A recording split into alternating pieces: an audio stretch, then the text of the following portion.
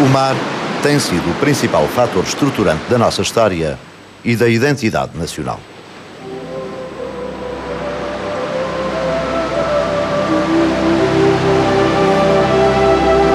A norte e a leste, o país não tem acidentes geográficos que determinem fronteiras naturais.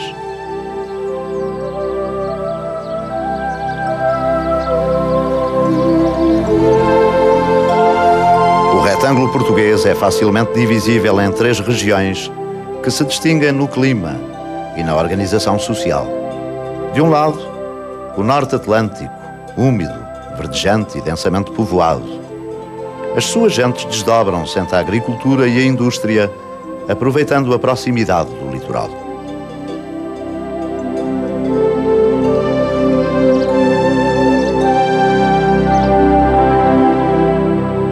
Mais para o interior, vamos encontrar uma região de planaltos, seca, de fortes amplitudes térmicas e caracterizada sobretudo pelos fortes movimentos migratórios para o estrangeiro e para as cidades do litoral.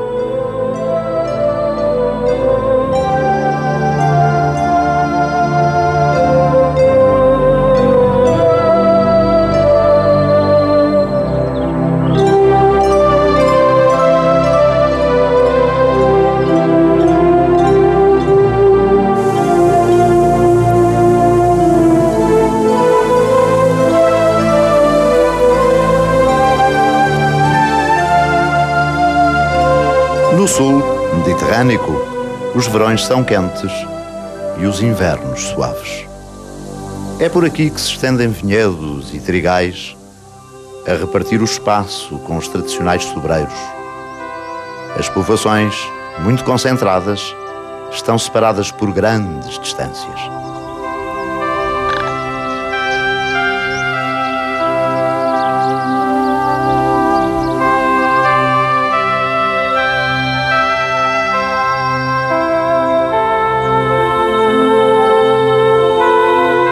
É dentro do território nacional que está localizado um complexo montanhoso que separa o norte do sul, funcionando como barreira interna. Barreira que não encontramos em nenhum ponto da fronteira com o país vizinho.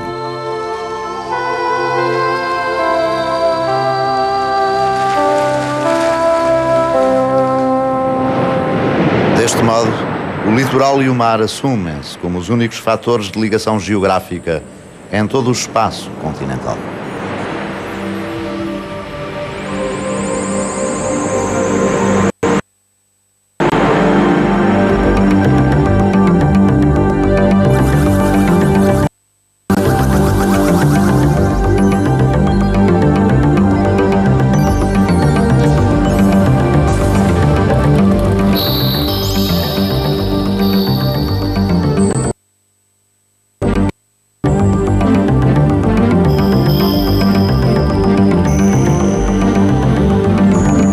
Não condiciona o clima nacional de forma homogénea, mas em faixas de largura variável, dispostas do norte ao sul, e apenas nas mais ocidentais é que a penetração das massas de ar atlânticas é relevante.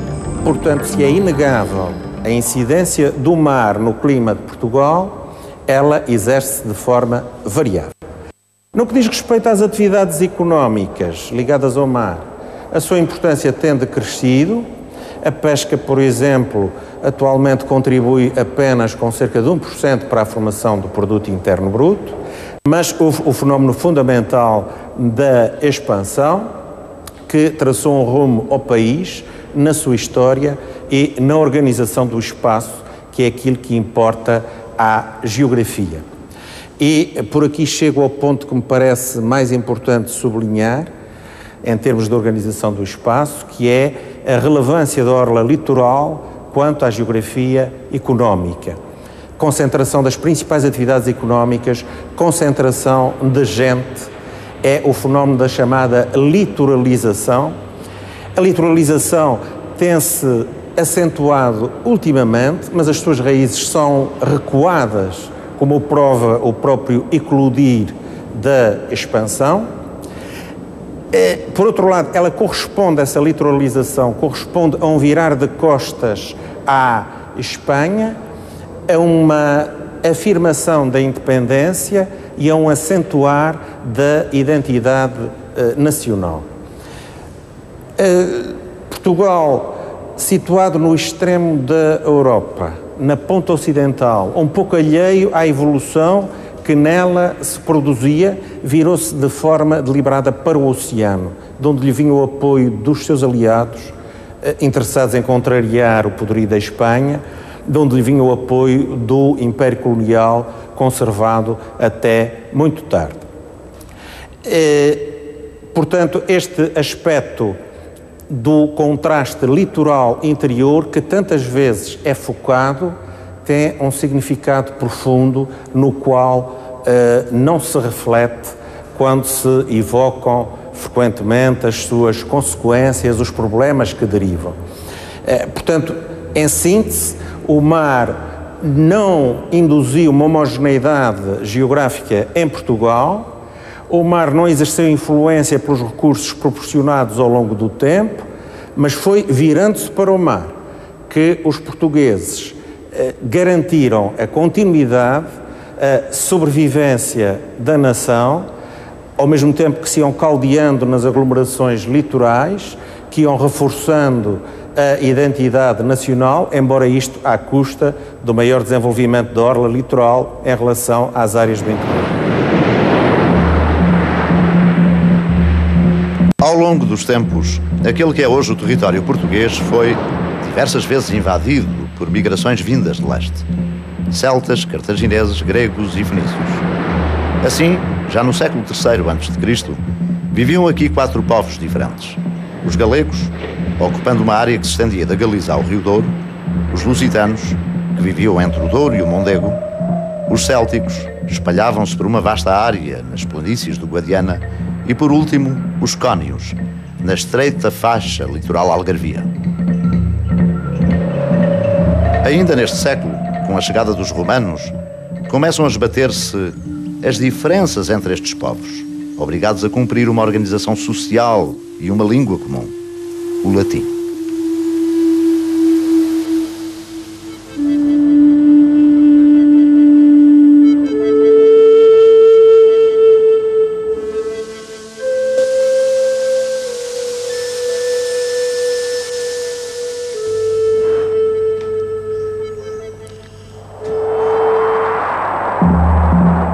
As invasões bárbaras do século V vieram alterar o regime social, as características étnicas e a própria língua, pondo fim à Pax Romana, que se alterará de novo com a entrada dos muçulmanos por volta do ano 711.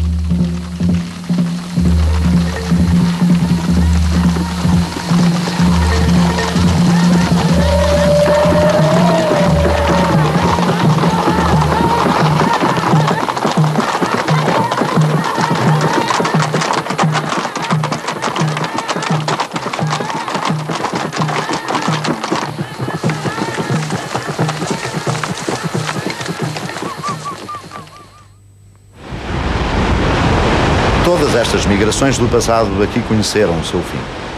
Não determinado pela generosidade do meio, mas imposto pela barreira do mar, à sua ânsia de vida melhor.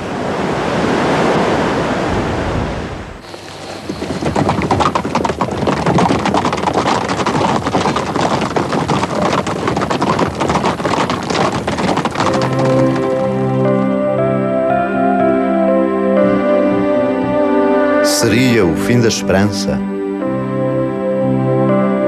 Ou o desafio de um sonho ainda maior?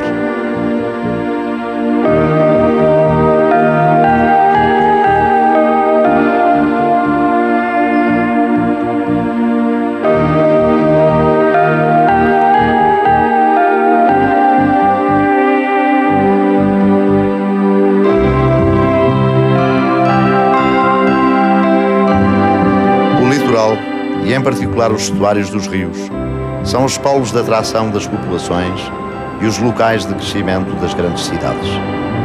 Interface do mar com a terra, ricos em recursos, centros de irradiação e convergência das comunicações, constituíram os polos de atração das gentes do interior pobre. As populações ribeirinhas de um país situado entre a Europa e a bacia do Mediterrâneo desenvolveram intensa atividade marítima e geraram uma burguesia com influência crescente na vida nacional.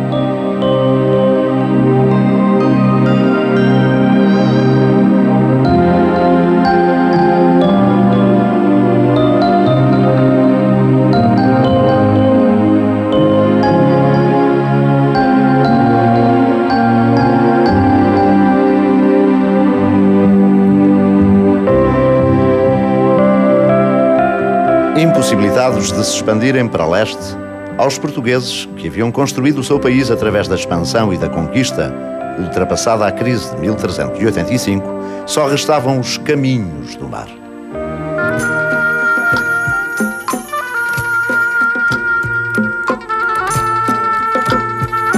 O projeto de navegação e descobrimentos que progressivamente se anima mantém como anteriormente os antigos ideais de dilatação da fé e expansão do território que interessavam à glória da aristocracia, em especial aos seus filhos segundos.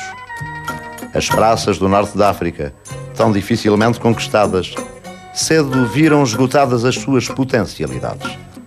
O conhecimento das rotas do norte da África transariano, que através delas foi adquirido, revelou a origem de fabulosas riquezas árabes em ouro e foi estímulo de novas audácias.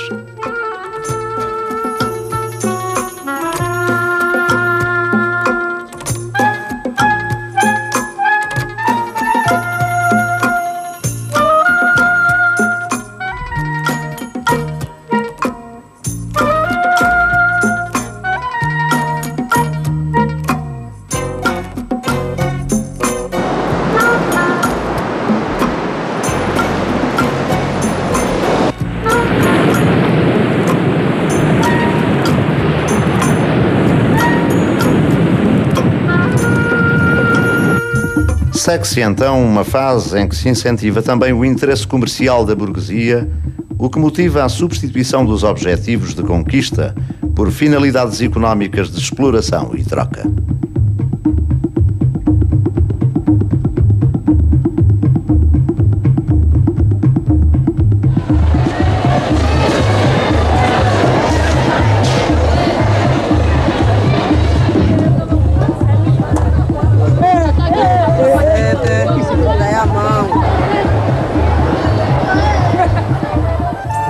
Os descobrimentos, para além da dilatação da fé, davam satisfação aos interesses dos diversos estratos do tecido social, constituindo autêntico projeto nacional congregador.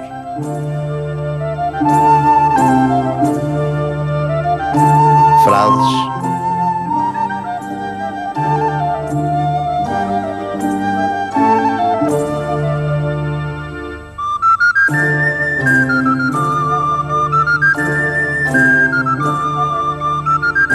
pescadores,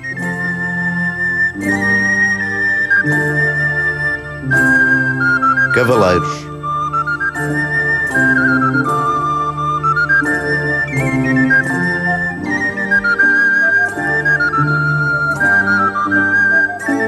ricos e pobres, a aristocracia e a própria família real unidos no mesmo projeto.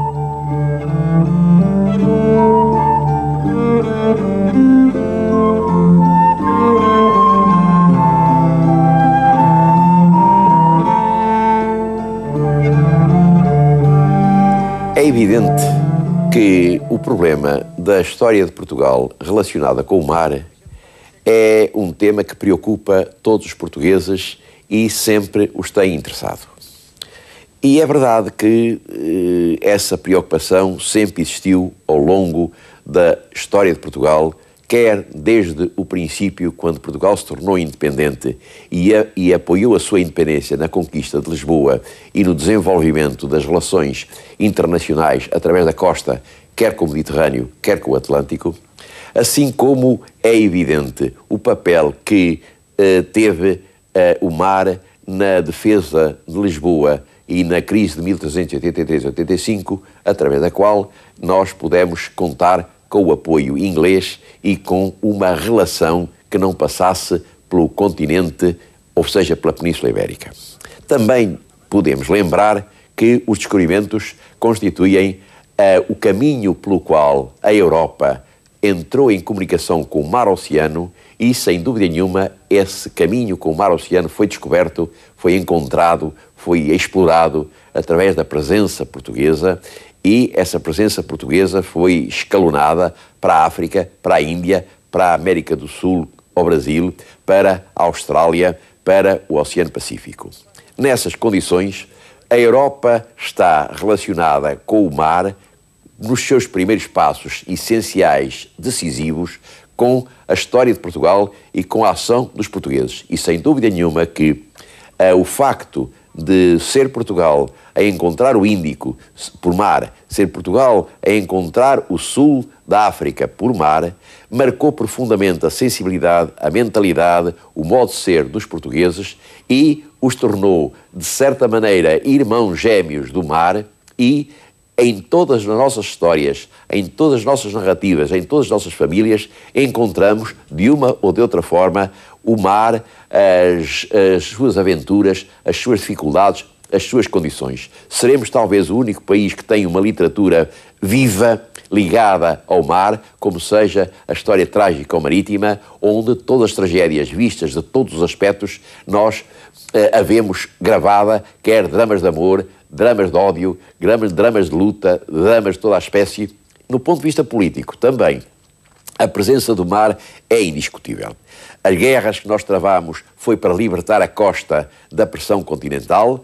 A guerra napoleónica passou por Portugal por causa do mar e do bloqueio continental. E se no século XIX a influência do mar por intermédio direto do português é diminuta, resulta do facto que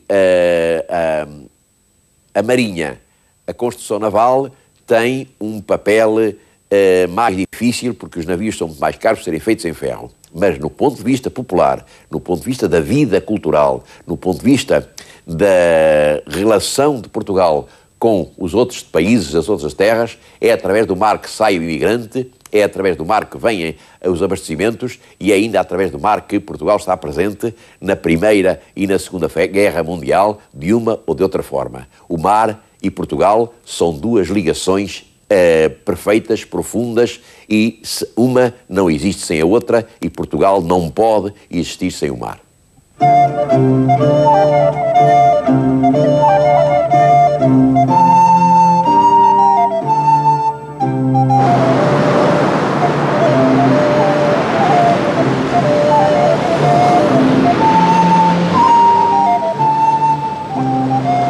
A pouco e pouco, as caravelas portuguesas vão avançando na costa africana até chegarem à mina.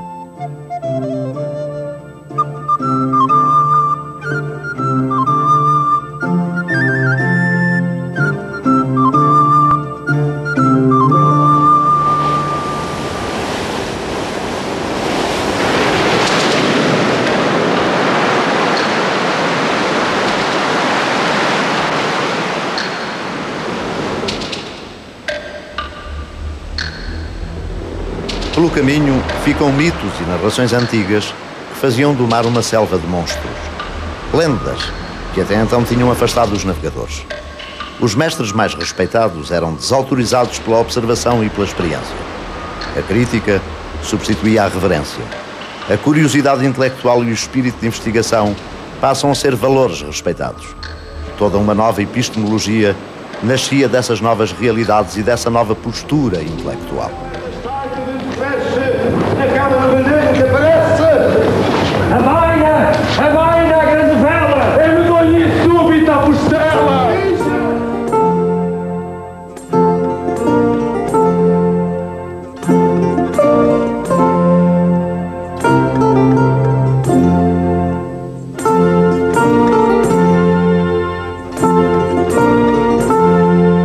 Em terra, mobilizavam-se esforços científicos e tecnológicos sem precedentes. Progressos na arte de navegar, estudos de climas, regime de ventos, correntes e marés, fixação da forma da terra decorrente da localização rigorosa das costas e das ilhas.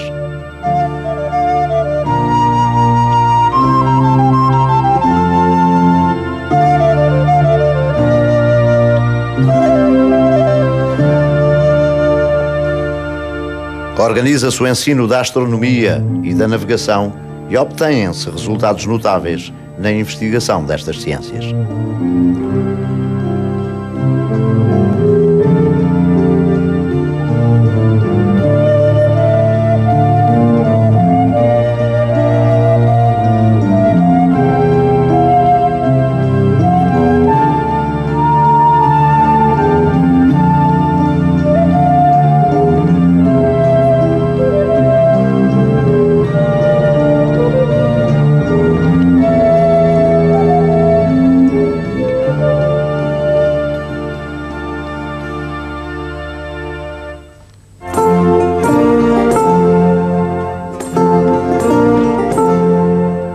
A construção naval conheceu também progressos assinaláveis. Os aparelhos dos navios e os seus órgãos de governo adaptam-se aos regimes dos ventos. Investigam-se técnicas que conferiram aos cascos novas formas e a resistência necessária para suportar o rigor dos mares.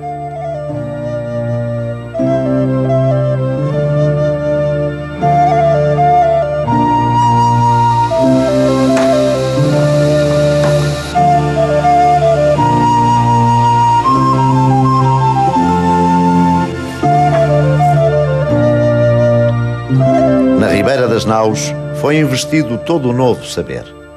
Nas suas carreiras fervilhava uma multidão empenhada no grande projeto que mobilizava toda uma nação.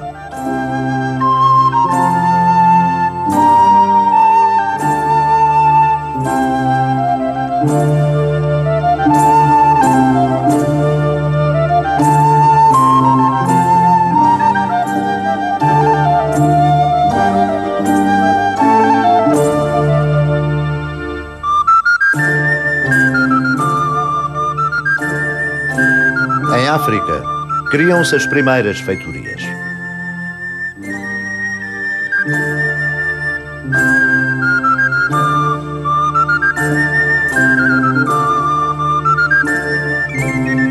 Em Lisboa, estabelece-se a Casa da Guiné e da Mina, um organismo que passa a centralizar o comércio marítimo.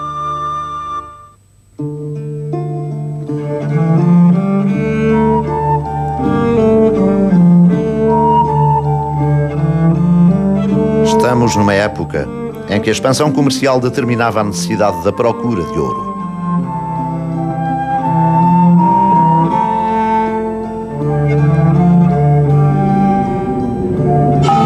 Nesta altura, os turcos avançavam para o Ocidente, provocando uma crise nas rotas terrestres com o Oriente, as terras das especiarias, das pedras preciosas, dos sonhos dos europeus. Era necessário quebrar esta influência e abrir novos caminhos.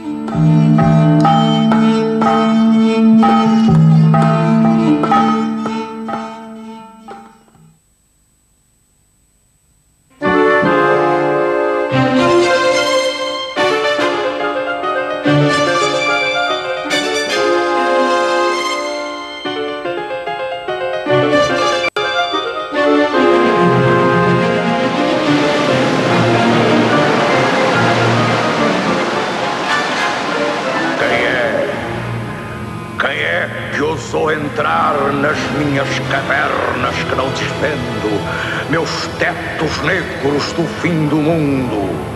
El Rei Dom João II.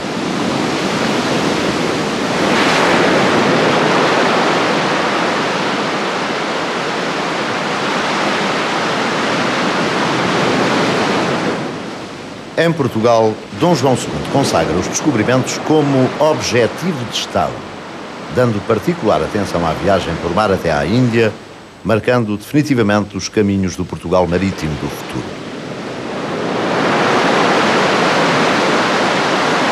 Em primeiro lugar, o mar é a fronteira portuguesa mais extensa. A definição internacional da zona económica exclusiva faz com que Portugal, neste momento, tenha uma das soberanias com maior responsabilidades em relação ao mar. No Atlântico Sul, em ambas as margens, existem soberanias de língua portuguesa. E no Atlântico Norte, A capacidade da NATO depende da contribuição portuguesa que resulta da sua posição geográfica e da sua vocação marítima. Por outro lado, ainda hoje, as comunidades filiadas na cultura portuguesa que se espalham por todo o mundo, na sua maior parte são resultado da ação marítima de Portugal. Por outro lado ainda, vem o problema da identidade nacional hoje tão discutida e tão importante. Posso recordar-me que na minha aldeia de Trás-os-Montes, nas orações noturnas, a população rezava pelos marinheiros que andavam nos riscos do mar. Esta circunstância comprova-se, quanto à sua importância, pelo facto de os Lusíadas retirarem a definição de identidade portuguesa da atividade marítima. E o hino nacional é, por referência a essa atividade marítima, que faz apelo ao civismo e ao sacrifício necessário para a defesa da integridade do país. O que significa que não há identidade portuguesa sem referência ao mar e não pode haver política portuguesa sem uma vertente fundamentalmente dedicada aos problemas marítimos que sempre pesaram na história de Portugal.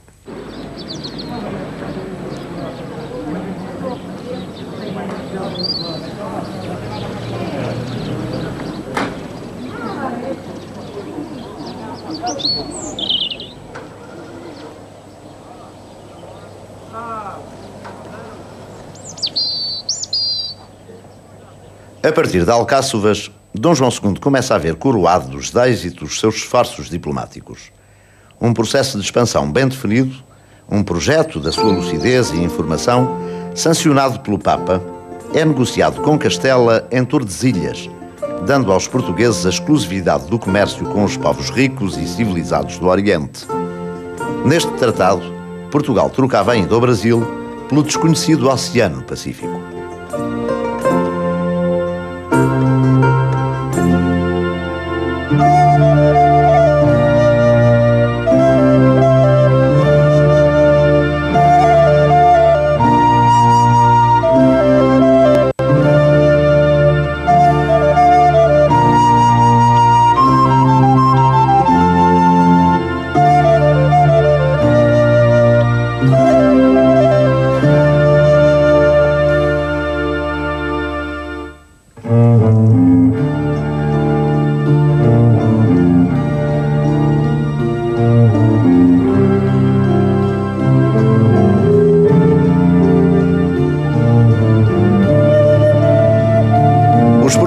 Passam a desempenhar então um papel decisivo no futuro da Europa, abrindo novos caminhos ao mundo e permitindo o contacto com povos e civilizações longínquas. Ao abrir os caminhos do mundo ao relacionamento dos europeus, Portugal contribui decisivamente para que a civilização ocidental passe do Mediterrâneo ao Atlântico.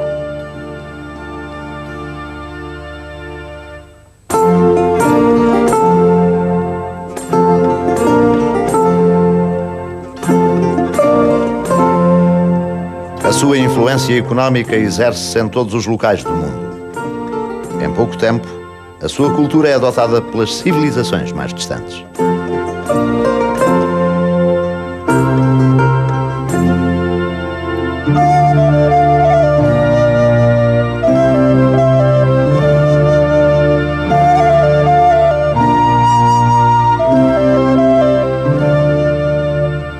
O humanismo cultivado em Portugal não se cingiu às fronteiras nacionais.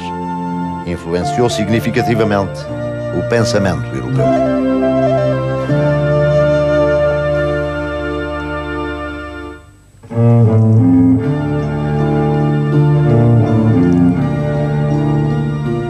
Mas este movimento cultural não seria unidirecional. O próprio contacto com o mundo, com os povos e culturas até aí desconhecidas, com as realidades observadas a contradizer a ciência clássica, estimularia essa revolução sem precedentes na história do pensamento europeu, que foi o Renascimento, naquilo que teve de mais original, ou seja, o racionalismo crítico e o espírito científico.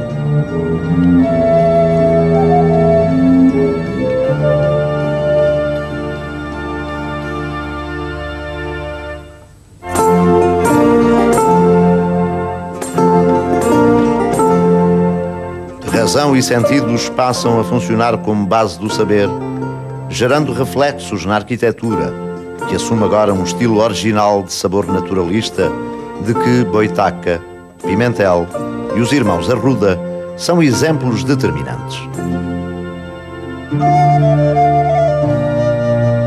Da literatura às artes plásticas, da ciência à arquitetura, a escola portuguesa tudo influenciou.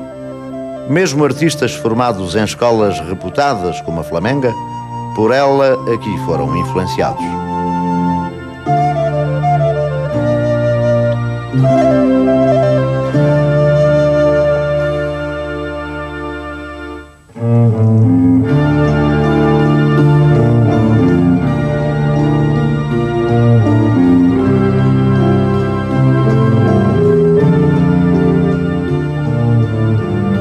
Nem só a cultura dos séculos XVI e XVII esteve ligada ao mar.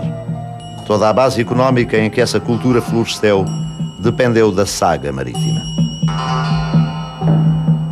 Na Índia, um vasto território que se estendia do Cabo da Boa Esperança até ao Japão, os portugueses estabelecem um sistema de poder baseado no domínio dos mares. Um método capaz de assegurar o comércio marítimo com a Europa e gerar um enorme rendimento económico ao país.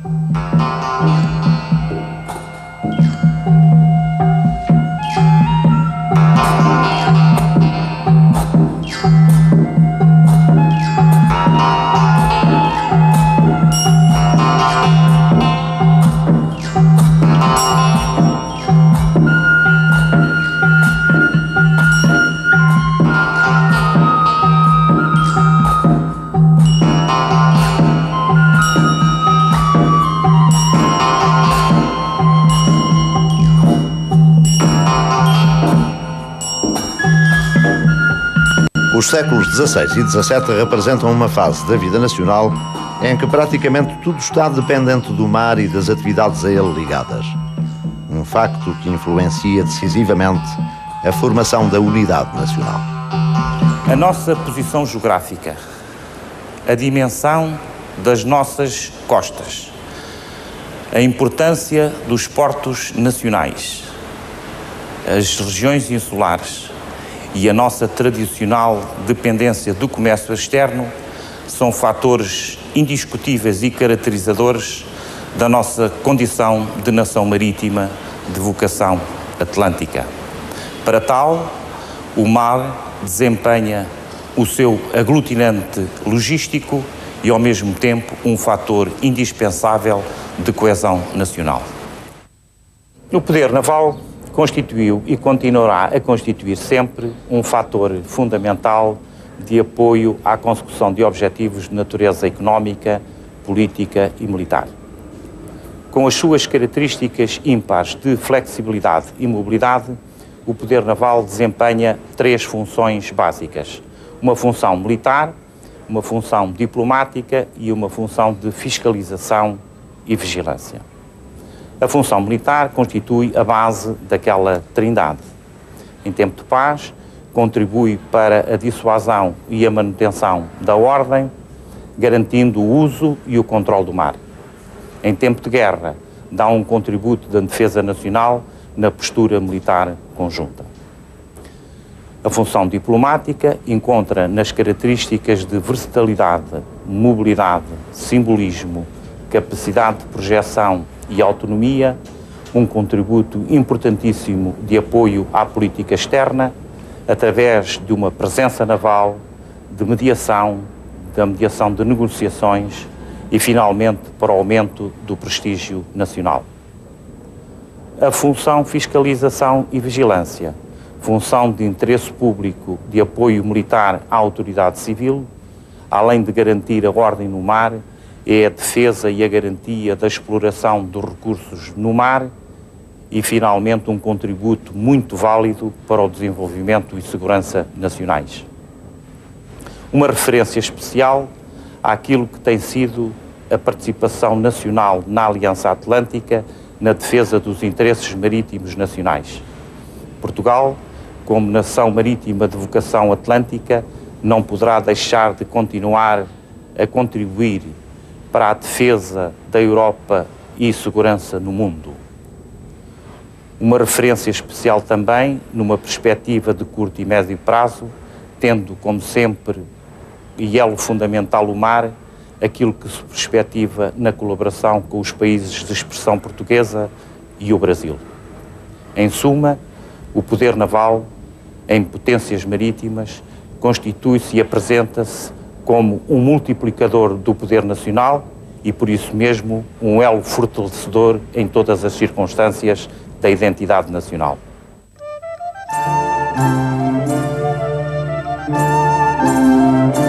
Não se esgota nos séculos XV e XVI a influência da vida marítima e do mar na formação da identidade nacional, embora seja a época em que mais vigorosamente se afirmou.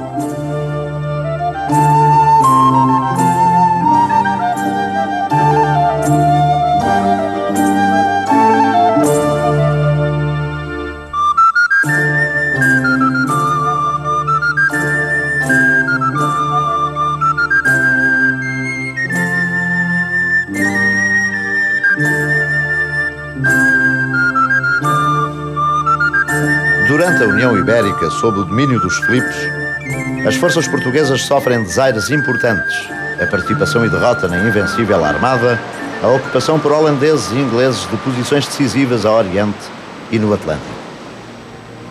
Mas um movimento autêntico, de raiz popular, compreendeu a tempo que a política filipina, de potência continental, não correspondia à identidade da nação portuguesa. No dia 1º de dezembro de 1640, os conjurados e o povo põem fim a 60 anos de dominação castelhana.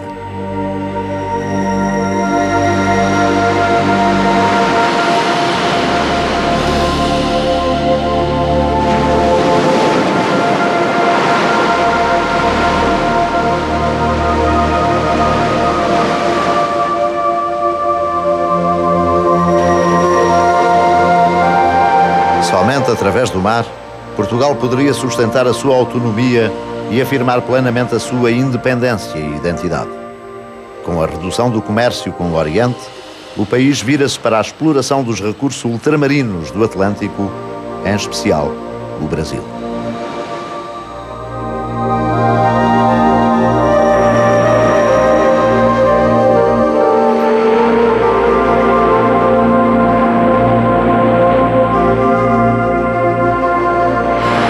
Foi sempre um grande fator que teve uma importância fundamental, um papel fundamental no que respeita à manutenção da independência de Portugal.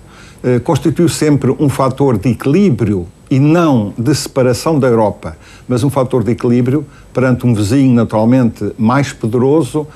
Foi o mar que, na verdade, a nossa presença no Atlântico, que nos permitiu contrabalançar esses poderes. Daí que a tradicional aliança que tivemos com potências marítimas, designadamente a Inglaterra.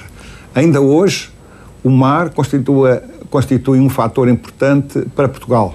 A pesca é uma atividade que ocupa uma percentagem apreciável da população ativa portuguesa e constitui uma fonte de rendimento ainda muito significativa, inclusive na exportação.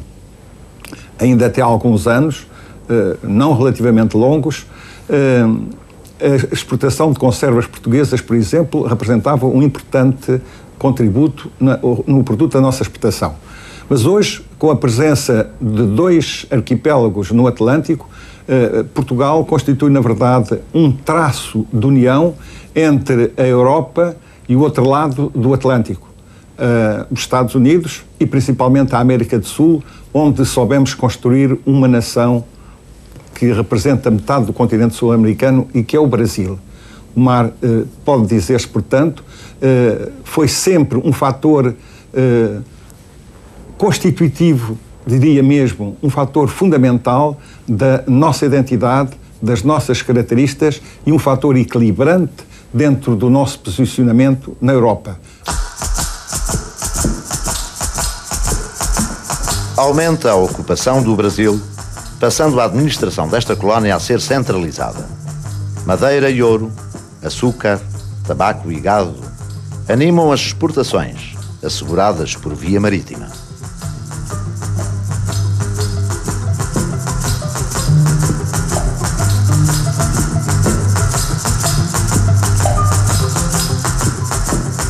Os recursos de Angola e, em particular, do Brasil, permitem manter o comércio com os países da Europa, iniciar a industrialização e gerar novo florescimento económico.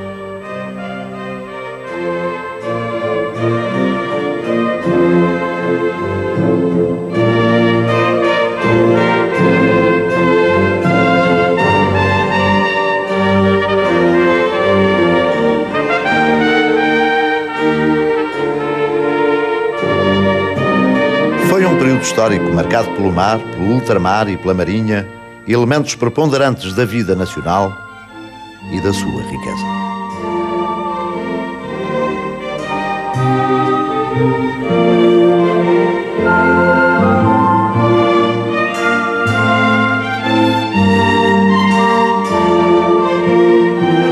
Na nossa mitologia cultural é costume referir-nos àquilo que nós somos como um povo de marinheiros, um povo de descobridores e mesmo na letra do hino nacional como heróis do mar. Portugal não é o único povo que tem uma relação, por assim dizer, orgânica com o mar. Há outros povos, porventura, que mereceriam mais esse título de povos do mar, como os antigos fenícios, como os vikings, ou como os irlandeses. Mas Portugal tem uma relação visceral, orgânica, mesmo antes do seu próprio nascimento, já estava condicionado pelo mar. De algum modo, o mar invade-nos.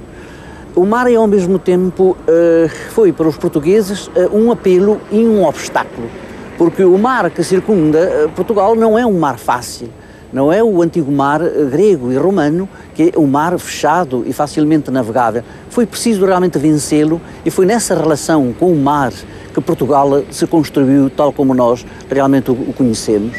E é este Portugal menos Portugal como povo do mar, mas sobretudo como povo de uma gesta marítima que contribuiu para definir aquilo que os portugueses sentem como sendo o essencial do seu papel na história do mundo. Os portugueses exploraram o mar, os portugueses mediram o mar, mediram aquilo que ainda não tinha realmente limites definidos e nessa definição nós julgamos o essencial do nosso papel histórico e da nossa identidade. Paradoxalmente, a nossa cultura não está tão penetrada da intenção e da presença do mar nos nossos textos como nós poderíamos imaginar. Nós não temos um Melville, não temos um Conrad, mesmo o próprio mar dos Lusíadas é um pouco um mar um pouco copiado do antigamente, embora ele tivesse essa experiência. Só mais modernamente o mar entrou mais profundamente nos nossos textos, quer dizer, na nossa imaginação. Em geral, o mar foi sempre para nós um pouco o mar cruel, o mar que se devia atravessar para alcançar um sítio, para viver melhor, para conhecer outro mundo, para estar numa outra margem. É por isso que um dos grandes textos, que ao mesmo tempo fala do mar sem falar como um mar negativo, que isso é o mar das histórias trágico-marítimas, é o acidente, é a desgraça, como motivo de júbilo, só em termos modernos, uma poesia como a de Sofia Melbrenner, e de uma maneira mais total ainda na famosa Ode Marítima. Na Ode Marítima nós encontramos efetivamente o resumo de toda a nossa experiência mais profunda com o mar que é ao mesmo tempo o mar da história, o mar simbólico, o mar metafísico, o mar como resumo do destino do homem, como atravessando o mistério propriamente dito. Fernando Pessoa diz que nós só nos resta hoje, de algum modo, o mar universal e a saudade. Eu creio que a fórmula não é inexata, mas pode ser mais positiva. Creio que nós continuamos a ser o povo da saudade do mar universal e é essa a nossa identidade. A ligação ao mar mantém-se mesmo depois da independência do Brasil, uma vez que é por via marítima que se produz a ocupação intensiva e a exploração dos territórios em África. É ainda pelo mar que se defendem estas posições do interesse crescente das potências coloniais do século XIX.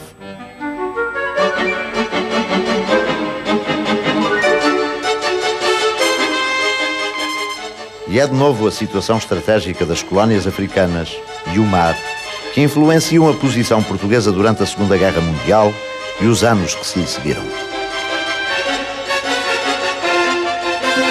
E agora, perante os desafios da integração em novos espaços mais desenvolvidos, quer geográfica, quer economicamente, não será de potenciar aquilo que nos é intrínseco? A ligação ao mar, o conhecimento da África, a nossa capacidade de estar no mundo.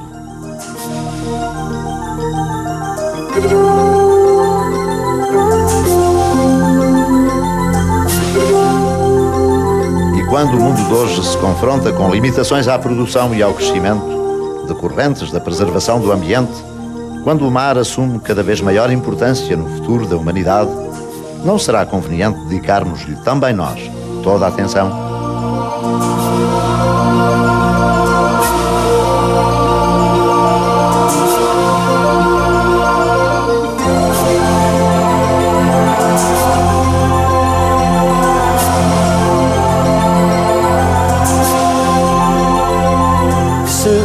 Procurarmos analisar qual é a contribuição portuguesa para este processo e sem falar no período experimentalista dos descobrimentos que tem nos últimos tempos sido amplamente referido nos meios de comunicação, encontramos o arranque da investigação científica marinha, em parte, por um lado, nas atividades que são lançadas através da Marinha, com Baldac da Silva e com os trabalhos de Osório sobre a fauna marítima e, por outro lado,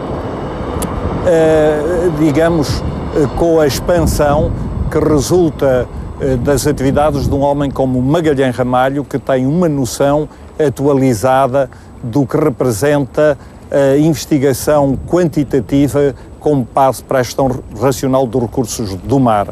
E é neste contexto geral que nos últimos anos se assiste a uma integração entre as atividades, por um lado, aplicadas através dos laboratórios de Estado, que encontram uma contrapartida e um novo dinamismo na universidade, esta estimulada em grande parte pelo processo de internacionalização da ciência. E é neste contexto que, em Portugal, neste momento, se pode dizer que o objetivo do regresso ao mar, da que se tem falado, e o Presidente da República tem sido um dos arautas deste processo, não poderá ter lugar se não houver a consciência de que é preciso fazer, por um lado, investimentos consideráveis, proporcionais aos objetivos, uma vez que o próximo século será provavelmente o século dos oceanos, e, por outro lado, o desenvolvimento de uma investigação científica de qualidade que permita articular, dentro de uma forma coordenada, as capacidades dos laboratórios de Estado, o INIP, o Instituto Hidrográfico, as universidades, no contexto europeu e mundial. E talvez para finalizar, chamando a atenção de que as grandes variações globais climáticas têm nos oceanos o seu motor e que, portanto, um país como o nosso, com uma posição estratégica no Atlântico, sendo no fundo um verdadeiro arquipélago através do continente, Açores e Madeira, tem perspectivas que me parecem encorajantes se nós decidirmos, através de uma política clara, política no sentido geral do mar e política científica, fazer o esforço necessário para participar naquilo que será a conquista da última fronteira da humanidade.